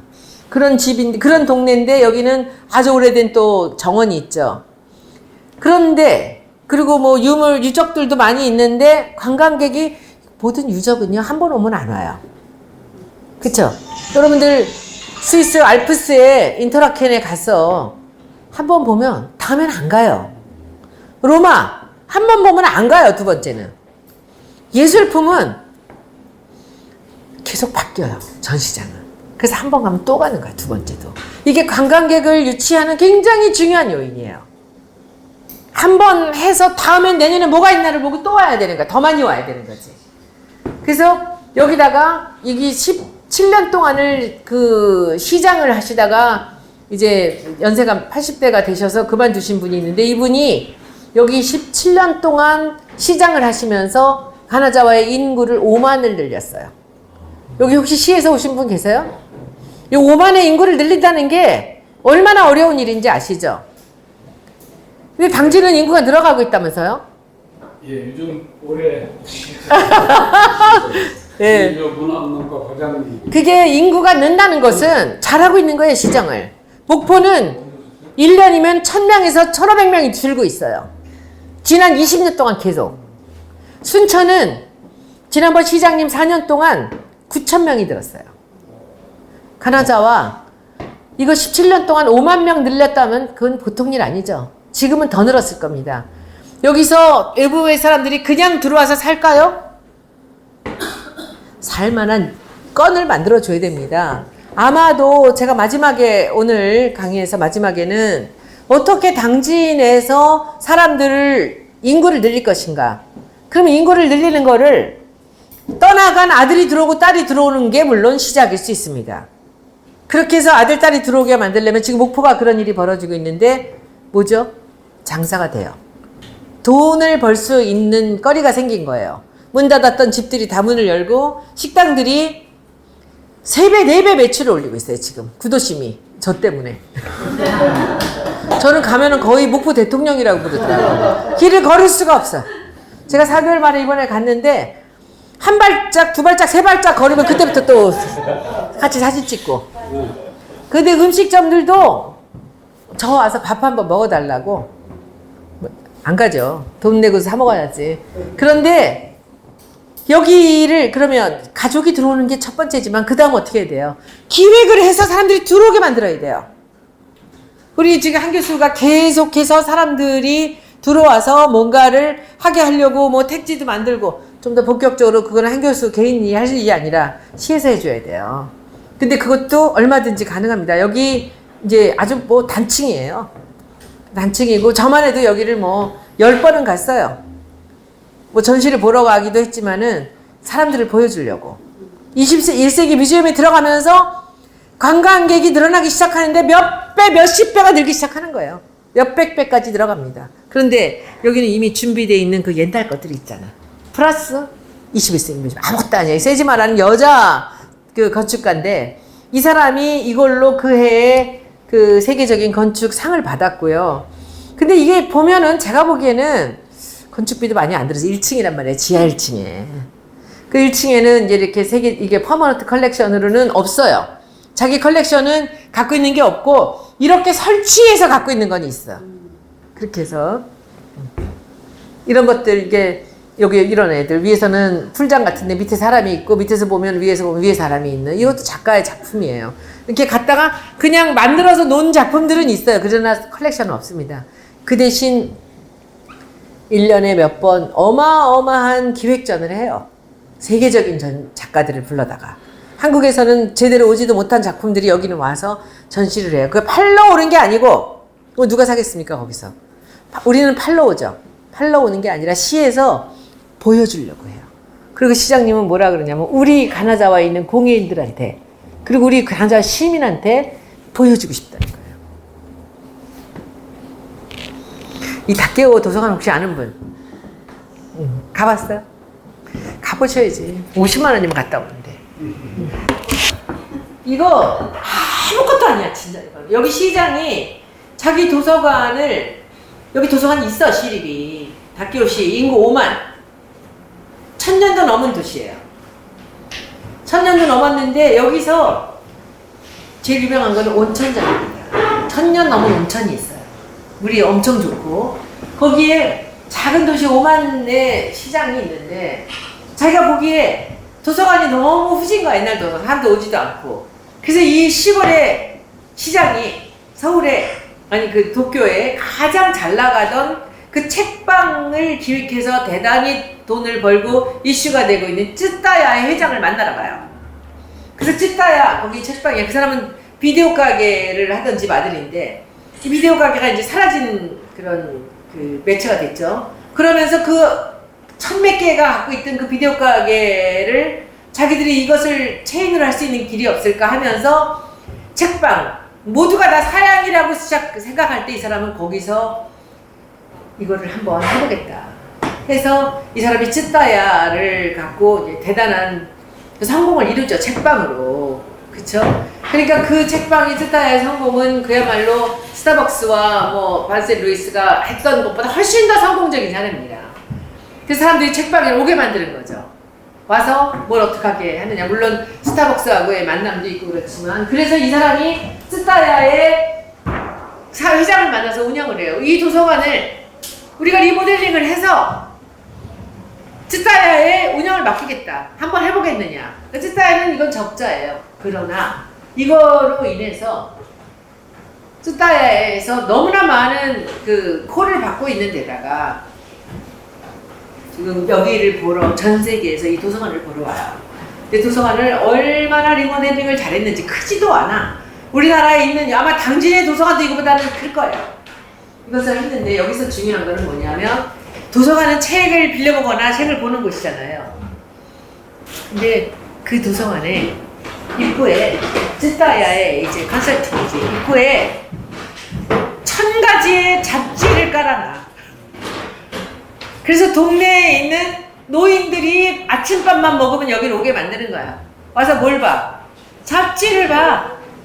그리고 옆에 스타벅스를 넣어요. 그래서 여기서 그 동네 할머니 할아버지들이 스타벅스에서 커피를 마시면서 잡지를 보는 거야. 그 안에 들어가서 전문 서적 필요 없잖아. 그러면 그 잡지가 일본 잡지 많잖아요. 1000가지 잡지. 그걸 파는 거 아니야. 그냥 보는 거예요. 인테리어 잡지, 패션 잡지, 퀼트 잡지 이걸 보면서 거기서 시간을 보내는 거예요. 그리고 그 안쪽에 보면 또 책 보는 데가 많이 있어요. 아주 뭐 내용도 엄청 좋아. 그리고 이쪽에 찌따야가 작은 책방과 자기네 기념품 샵을 운영해요. 바로 스타벅스 앞에. 그러니까 도서관인데 책도 파는 거야. 근데 우리 지금 생각해보면 너무나 두 개가 렐러번스가 있잖아. 연관이 너무 많은 거예요. 근데 우리가 책방은 책만 파는 곳이고 도서관은 책을 빌려만 보는 곳이잖아. 책방에서 책을 판다는 것은 참 중요한 그 연결이 고리를 엮은 거죠. 보시겠습니다. 얼마나 아름다운지. 그리고 여기 한쪽을 쭉 이렇게 옛날에 있던 건물입니다. 이거는 거기다가 이 자기네 일본식 그런 목조 그 구조를 집어넣은 거야 안에다가. 그리고는 여기다가는 이렇게 책들을 놓는 방법인데 이 놓는 방법은 찌따야만의 방법이에요. 남들이 7가지 방법으로 이렇게 책을 분류를 했는데 이 사람들은 20몇 가지 방법으로 분류를 하는 거예요. 그래서 그 방법으로 분류를 하면서 도서관을 만들어 놓고 그리고는 여기에 책을 팔기도 하고 이렇게 책방같이 꺼내서 책을 가져가게. 요게. 근데 어디서 봐? 이 스타벅스 옆에 있는 차 마시면서 의자 앉아서. 그리고 이 안에 이렇게 이제 전문적인 서적들을 다 뺏어 볼 수 있게. 이렇게 혼자서 또 컴퓨터도 갖고 와서 자기들이 또 보면서 필요한 책 보면서 글 쓰고 하는 거 다 할 수 있게. 저예요. 그리고 여기는 이렇게 해놓고 나서 이쪽에는 파는 책도 아닌 것들을 이렇게 DP를 해놨어. 이거를 흉내를 내가지고 우리나라 신세계 저 어디야 무슨 뭐 예, 다 이거 흉내낸 거예요. 이거 흉내. 근데 이거 이 사람들은 여기 들어가서 여기 못 들어가게 해놨잖아요. 폼이거든.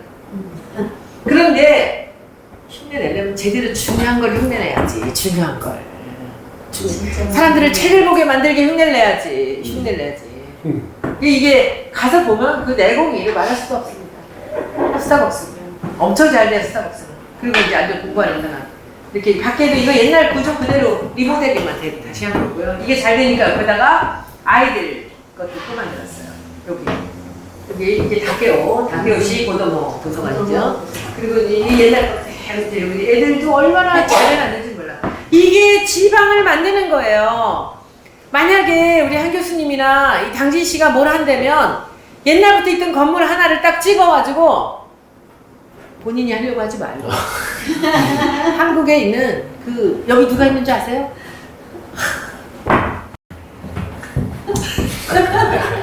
설계는 또 이 설계하는 사람이 다 여러 사람이 합했는데 여기 그 사인 시스템 전체하고 모든 스트리트 퍼니처랑 여기 모든 이것들 누가 할게? 하라케냐가 있어요. 지금은 일본에서 하라케냐가 왕중왕이야. 하라케냐 데려다 했다니까. 그러면 우리 당진에서 건물 하나 골라주세요. 골라서 옛날 건물. 응? 한 50년 된 건물. 처치곤란. 이걸 뭐 해야 되나. 시내 한복판 있으면 너무 좋을 것 같아. 해서 우리 한 교수랑 해서 한 교수가 대한민국의 최고 분야별로 최고들을 다 못 가서 모아가지고 해보자고. 어? 필요하면 뜯어야 하자고요. 이거 얼마 들었겠습니까? 그렇게 많이 안 들어가요. 제가 보면요, 국회 들어가서 보면 예산들이 공중 분해되는 예산이 너무 많아요. 그리고 지방에도 저 목포 가서 보면은 인구는 퍽퍽 줄어들어가고 있는데 23만에서 이제 3만이 이번에 또 깨져나간답니다. 그런데 아파트들이 바닷가에 끝도 없이 올라가는데 분양이 다 안 돼. 근데 짓고 보면 그냥 끝이야. 아마 우리나라는 아파트 때문에 망할 거라고 봐요. 왜냐하면 30년 뒤에 다 얼고 다시 져야 되거든. 모든 아파트는 30년 뒤에 다시 져야 돼요. 토건업자들만 살게 되는 거예요. 그 나라는 끝나는 거야. 피폐해 가는 겁니다. 그런데 목포에 보면 바닷가에 정말 좋은 자리에 너무나 많은 건물들이 들어와 있어요. 몇백억씩 들어간 건물들이 텅텅 비어서 사람의 그림자도 없어요. 그런 건물들을 지어놓은 거예요. 그러면서 하는 말이 내가 예산을 얼마를 냈는데 그동안 내가 삼선하는 동안 예산을 얼마를 만들었는데 예산 만들면 뭐합니까? 사람이 안 오는데. 여기 이 다케오 도서관은요, 이거를 리모델링해서 새로 오픈을 한 다음에 관광객이 몇 배가 늘어났고요. 외유지에서 이걸 보러 와. 보러 온 길에 온천장을 가는 거지. 그런데 놀라운 거는 동네에 있는 주민들이 30% 이상이 도서관에 가는 사람이 늘었다는 거예요. 아침에 밥을 먹으면 노부부가 손을 잡고 도서관에 와서 잡지를 보면서 스타벅스에서 커피를 마셔요. 이 사람들이 할 일이 없고 소일거리로도 너무 좋았고, 그리고 주말이 되면 엄마 아빠가 아이들을 데리고 도서관에 와서 같이 책을 보는 거예요. 문화가 달라졌다는 거죠. 근데 중요합니다. 근데 이 시장님은 이걸 너무 성공을 시키고 외지에 나가 강의 다니다가 시장에서 떨어졌어요. 지금도 시장보다 했을 때보다 몇 배의 돈을 벌고 있대요. 강의로. 이거 제가 다음 주에 갑니다. 로테르담의 바닷가에 있는 그 옛날 건물이 1901년에 된 이게 홀랜드 아메리카 라인이라는 크루즈 회사의 옛날 사옥이었어요. 홀랜드는 어디죠? 홀랜드가 네덜란드라는 뜻이죠. 그리고는 이 아메리카하고 여기를 오가는 이 크루즈를 하던 데인데, 여기서 이 항만이 없어지면서 건물이 버려져서 폐허가 됐던 건물을 1993년에 너무 놀라운 거예요. 이 사람들이 디자이너들하고 해서 의기투합을 해서 다시 호텔을 만듭니다. 이 이름이 뉴욕 호텔이에요. 그 네덜란드에 그 국가유산으로 지정을 했고, 개장 2018년에 이제 문 열어서 이런 전시들을 하면서 호텔을 하는데, 이게 얼마겠습니까, 호텔이? 옛날 호텔이지만, 옛날 건물이지만 잘 리모델링해서 어마어마하게 30-40만 원대 하루 가는데, 그런데 들어가지 못해. 다시 사진 보여주세요. 이 홀랜드. 그리고는 이거를 그 버려진 동네에 이 호텔이 들어오면서 동네가 살아났는데, 그러면서 이제 얘네들이 들어오는 거예요. 이런 거예요. 그러면서 참 이것도 참 이 도시의 생애, 항구 재생입니다. 이건 크루즈의 회사였고, 옆에 바다가 있어요. 다시 다음을 보여주세요. 이렇게 동네가 다 살아나면서 이제 고층 빌딩이 들어오는 거죠. 옛날에 고즈넉한 해운대 바닷가는 없어졌잖아요. 다 아파트가 됐고. 이렇게 되고 나서 이 사람들이 이것을 재생시킨 사람들이에요. 여기 중심은 디자이너가 있는 거죠. 그리고 나서 이제 이런 것들이 해서 이 옆에 건물들에 너무나 많은 이 맛집들이 들어오기 시작합니다. 이게 지금 이렇게 됐어요. 혼자 있던 집에. 그러다가 여기서 이제 파생이 돼서 FFF라는, 같이 나오나? 여기서 로테르담에 이게 보세요. 이 페닉스라는 게 자기네 고유 명사 같아요. 페닉스 푸드 팩토리야. 팩토리가 여기서부터 나오기 시작하거든요. 해서 여기서 그 옛날 건물에다가 온갖 음식점들이 들어오기 시작하면서 대박이 난 거죠. 다시 이거 보세요. 1920년에 세계에서 제일 큰 창고야. 높이는 높지 않은데 길이가 360m가 되는 거예요. 근데 그것이 여기서 2014년에 지역에 있는 음식점을 하는 사람들이 와가지고 이 프로젝트를 만들어서 FFF, 페니스 푸드 팩토리를 만들어요. 그리고 맥주집, 치즈가게, 정육점, 빵집 이러면서 난리가 나서 대박이 났는데 건물 주인이 있을 거 아닙니까? 이걸 고층 건물로 올리겠다는 거지. 그래서 이 고층 건물을 올리겠다고 해서 이게 이제 모든 게 끝나는데 FFF가 5년 임대로 들어왔다가 잘 되게 만들어 놓으니까 다른 주인은 다른 생각을 하는 거죠. 언제나 이런 식입니다. 그래서 여기서 만드는 게 이제 이 판이라는 건데 이것이 여기 이 여러 가지 음식을 한 접시에 이 집 가서 저 집 가서 갖고 와서 같이 갈 수 있는 거. 그러니까 자기 음식점 주인들이 힘을 합하는 거죠.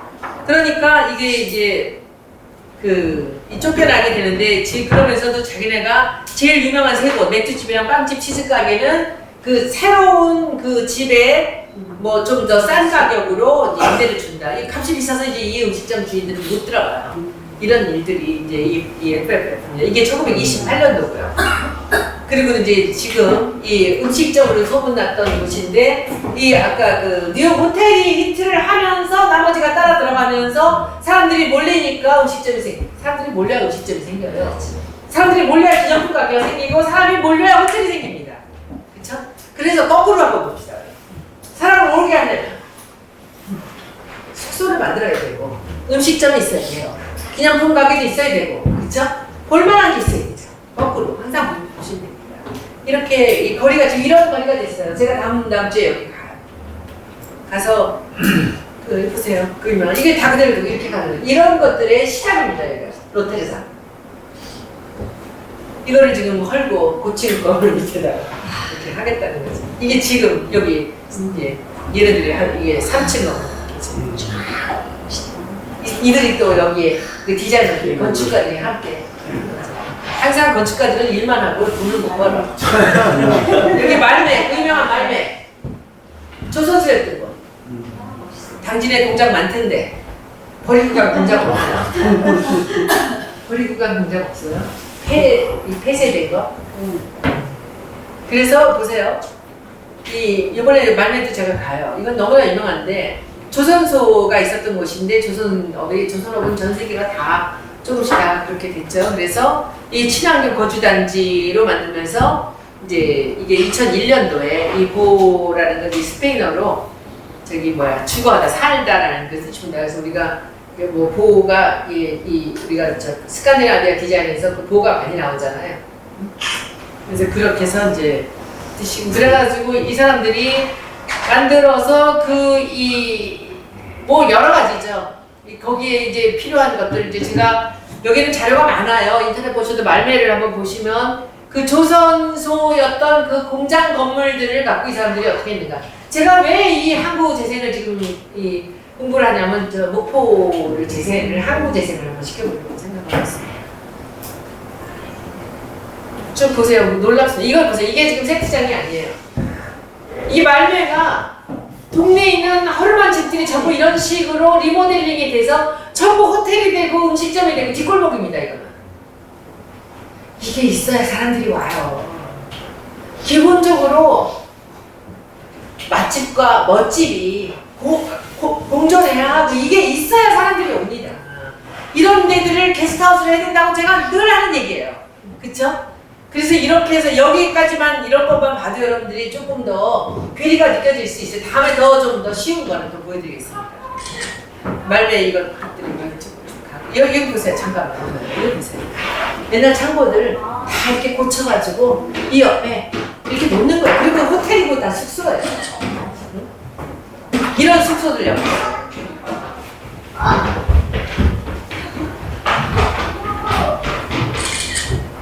디자인이 세상을 바꾼다는 게 바로 이런 얘기입니다.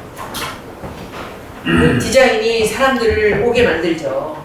사람들 주머니를 열게 만들고, 그쵸? 다시, 이제 시간 없으니까 마지막으로. 이런 옆에 이제, 이 옆에는 뭐 지금 뭐 말도 못하는 이제 이 단지가 됐죠. 그쵸? 이러면서도 이 사람들은 이런 것들을 헐려고 그러지 않죠. 메인들은 다 거기 살고 있고. 그 위에는 전부 호텔이고 오피스고 이렇게 있습니다. 여기는 뭐 잘 아는 곳이니까 여기 요 건물입니다. 요 건물. 이 건물이 그 옛날에 그 이게 뭐 요과 조성된 계획 도시라기보다도 이 옛날에 세관 창고였던 건물이에요. 지금도 목포에도 세관 창고 버려진 게 있어. 너무 멋있어 내가 보기에. 근데 그 사람들은 저걸 얼른 헐고 저기다가 아파트 허가를 내야 되는 거지. 이게 세관 창고인데 사실은 이 창고를 갖고 요코하마의 이 동네를 미나토 미라이를 자기들이 키웠는데 가서 보면 진짜 별 볼일 없어요. 근데 거기 사진을 보면서 요 건물이에요. 요거 하나 갖고 모든 거를 만드는 거예요. 이것 때문에 이걸로 끌어들인 거죠.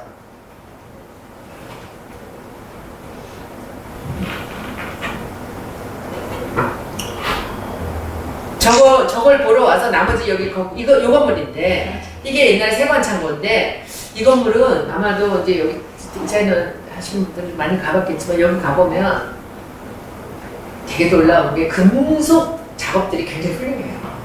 1층, 2층, 3층. 2층, 3층은 너무 낮아갖고 너무 낮아서 뭐 볼 것도 없어요. 1층하고 기념품 가게, 뭐 음식점, 카페 이런 것들이 있는데 이 금속들이 이런 금속들이 참으로 놀라워. 근데 이곳은 내 금속 기술 우리나라 백제에서 간 거예요.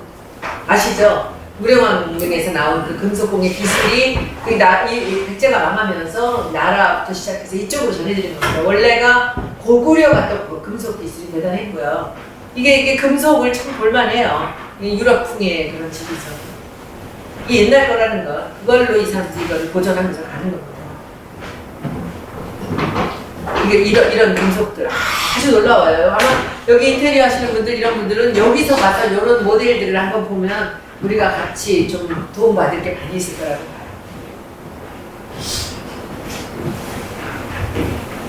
빨리 넘어가요.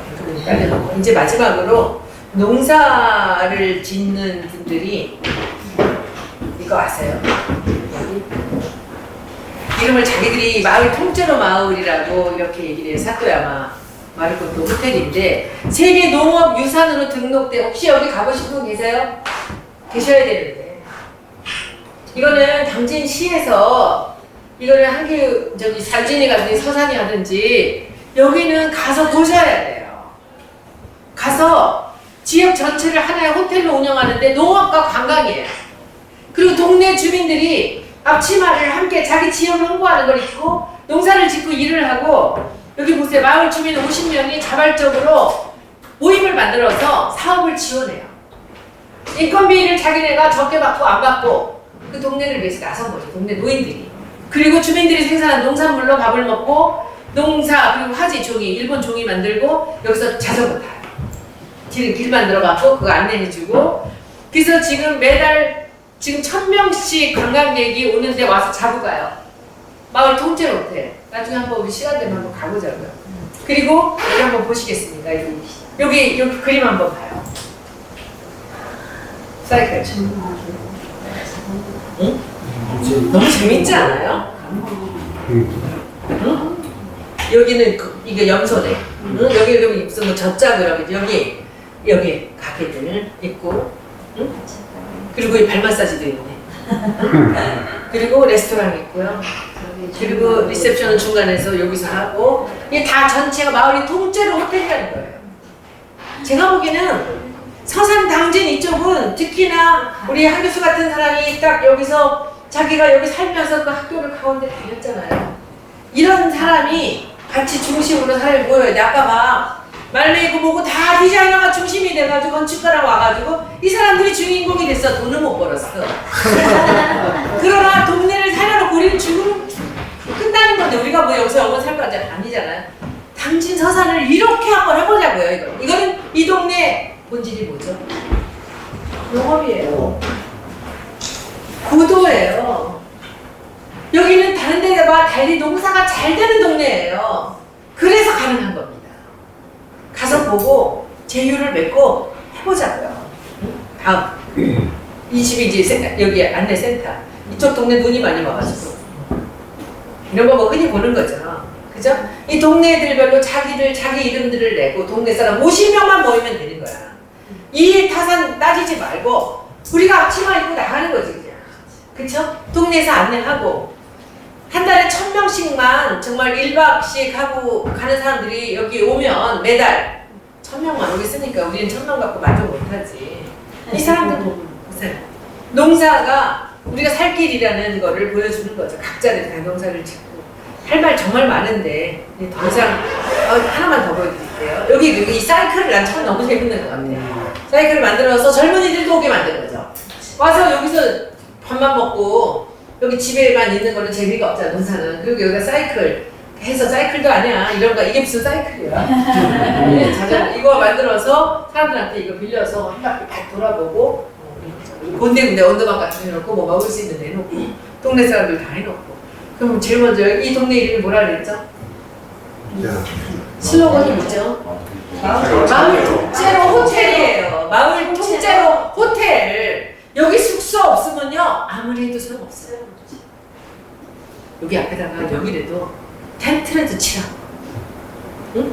사람들한테 어제 텐트에서 그거 말고 좀 더 늘 항상. 그리고 옆에다가 욕실 해놓고 해서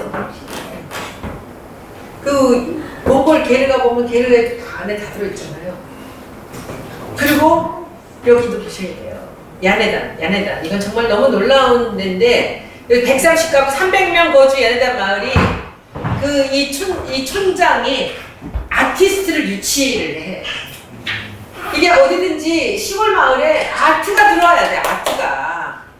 그래서 사람을 끌어들여야 돼. 이게 얼마나 재밌냐고. 아울렛의 빈집을 예술가들의 전시 및 거주시설 연민관으로 리모델링.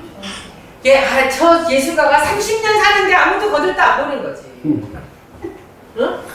본인이 잘못한 건지 고향이 잘못한 건지 모르겠어요.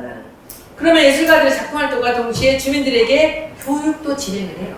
슈퍼마켓을 개조해서 그 야네단에 물건들을 팔고 하는 전시관, 그리고 친환경 농법, 고구마, 소주, 고추장 여기 자체 개발한 상품들을 팔아요. 조금 더 이게 지금 여미요리를 할 때 그거보다 앞서서 잘 때를 만들어야 돼요. 자는 곳을 와서 오래 있어야 돼. 그래야 다음 걸 볼 수 있거든요. 이 사람이 이 할아버지 천장이야. 이제 본인도 이제 머지 않았어요. 이 할아버지 천장에 하는 거예요. 디자이너 은퇴하고 돌아와서 고향에 돌아온 촌장에 해야 될 일이 이제부터 시작인 거죠.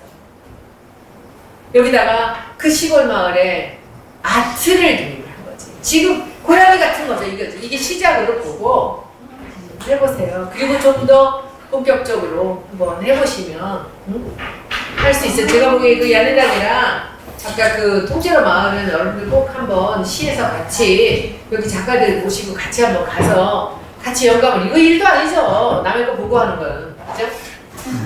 해보세요. 그리고 이제 자기들 그 유기농 친환경 농산물로 만드는 그것들 이런 식으로 본격적으로. 여미오리도 제가 보기에는 그렇게 유통을 먼저 이렇게 한 것이 이제 지금 한 교수가 도시 사람이기 때문에 그렇게 한 거죠. 거기다가 물건을 내는 그 농사꾼들이 한 명 한 명이 다 관광지가 돼야 되는 거예요. 그러니까 그 사람들을 찾아갈 수 있게끔 이거는 시에서 그 길을 만들어줘야 되고 그 사람들이 거기 그게 관광이거든. 여미오미에 용농사를 줘서 사슴들 다 나오잖아요. 그들의 집 농사 그 밭들을 투어하는 코스를 만들어야 돼요. 그리고 거기서 1박 할 수 있어. 유럽에 가면 토스카나 와이너리에서 그 자면서 그 와인을 마시는 게 최고의 사치거든요. 거기 동네에 있는 호텔이 아니라 거기 그 토스카나의 와이너리에서 묵으면서 와인을 마시는 거죠. 이게 동네에서 그러면 그 집들 한번 그거 농촌재생, 도시재생에서 한번 서사는데도 한번 얘기를 해보세요. 당진도 가능해. 그 농사꾼들, 가장 유명한 농사를 짓는 분들의 집에 게스트하우스를 만들어줘. 시에서. 그래서 거기를 돌아보고 한 명 한 명을 다 유명하게 만들어줘야 되는 거죠. 이게 바로 그거예요. 이 사람들이 다 그 사람들이고. 그럼 이들이 뭐 하겠어? 자기들이 지금도 여미여미에는 자기들이 아침 저녁으로 그 농산물을 대는 분들 있잖아요. 그 열정들. 그 사람들의 열정을 에너지로 만들어서 여기까지 가는 거죠. 이렇게 이 행사를 해야지 여미여미만 갖고 해서는 안 된다. 이 뒤에 뭐가 있다는 걸 보여줘요.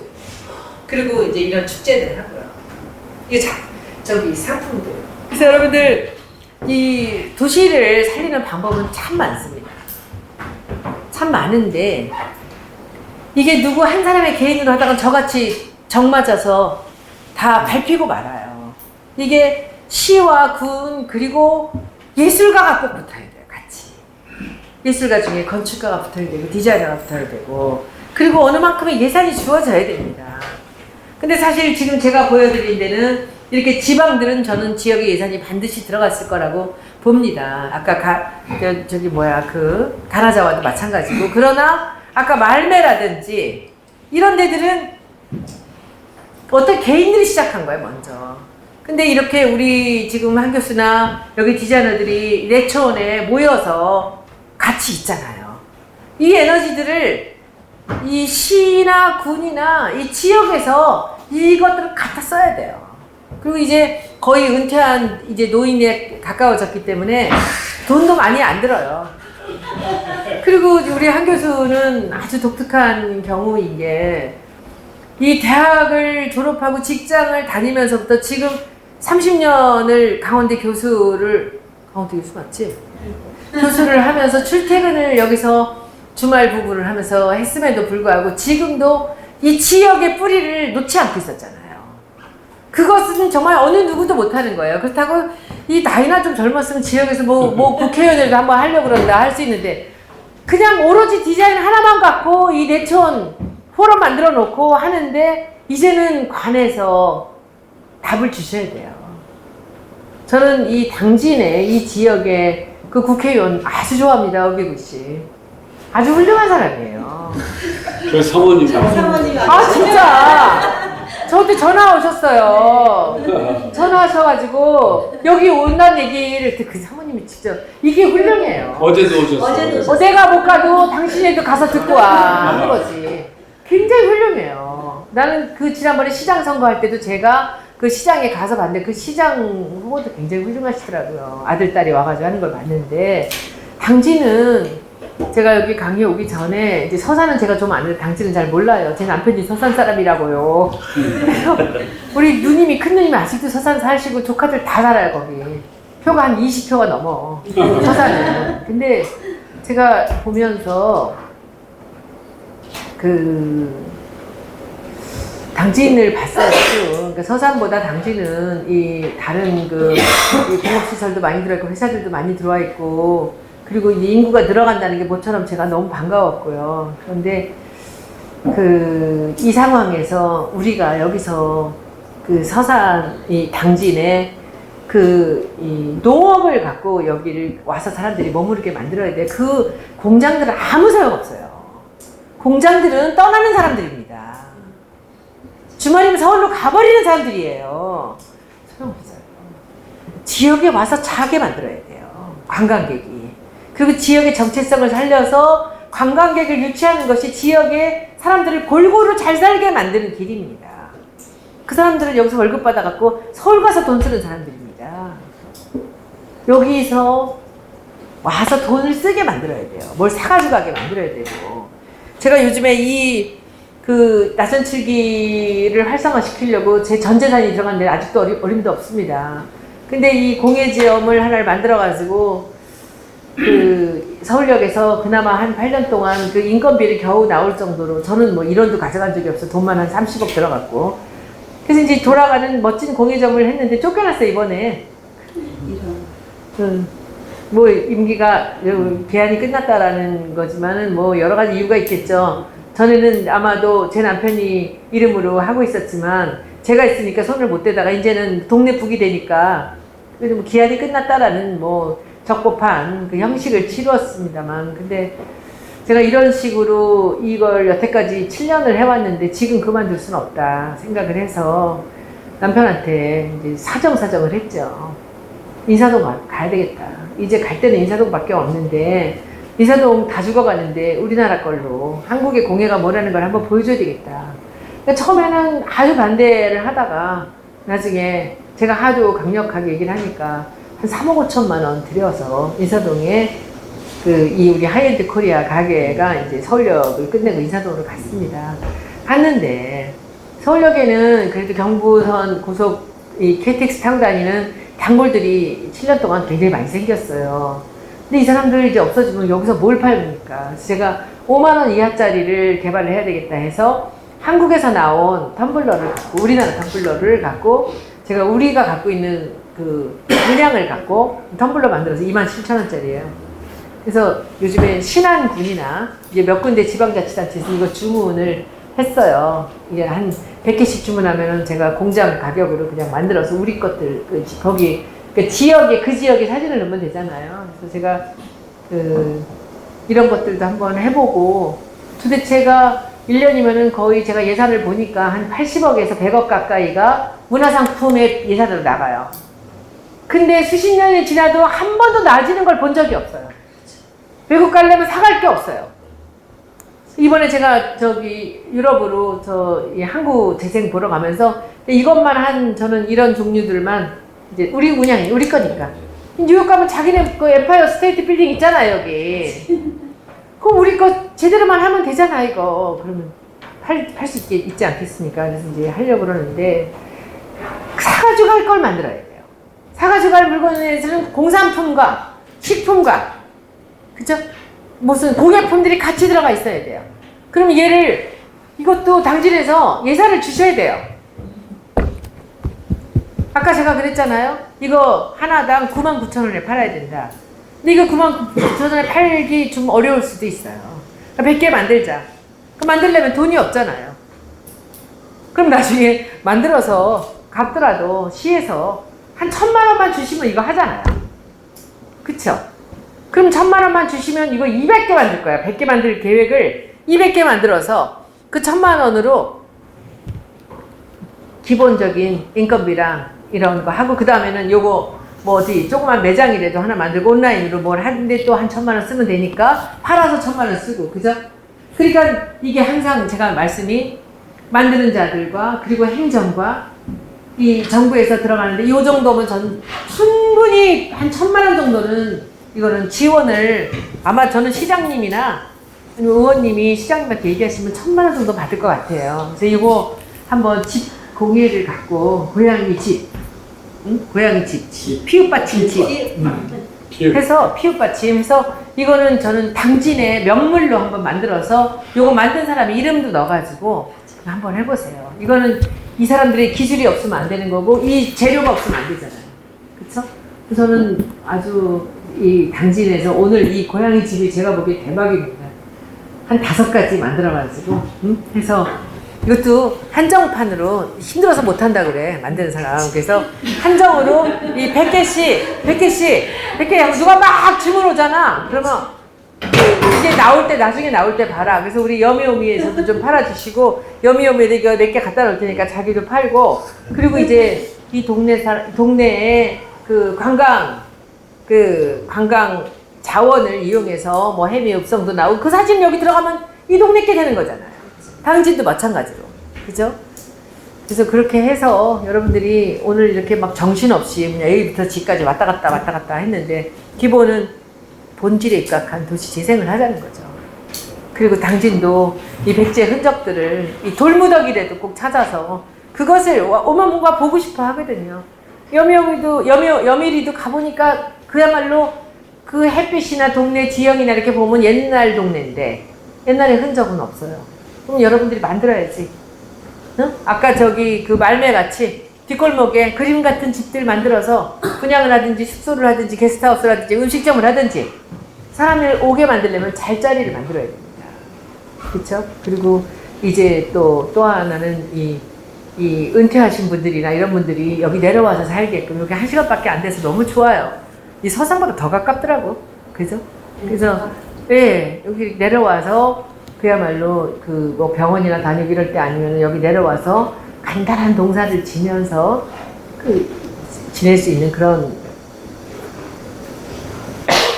단지도 한번 해볼 수도 있고 여러 가지 한번 생각을 해보시고 저는 우리 한 교수가 여기 계시니까 이렇게 이제 와서라도 이렇게 결실이 맺어진다는 게 너무 감사합니다. 진짜 너무 감사하고 한 교수한테 너무 감사하고 그리고 이런 자리를 만들어 주신 또 당진 시에도 너무 감사드리고 여기까지 와주신 우리 사모님께도 너무 감사드립니다.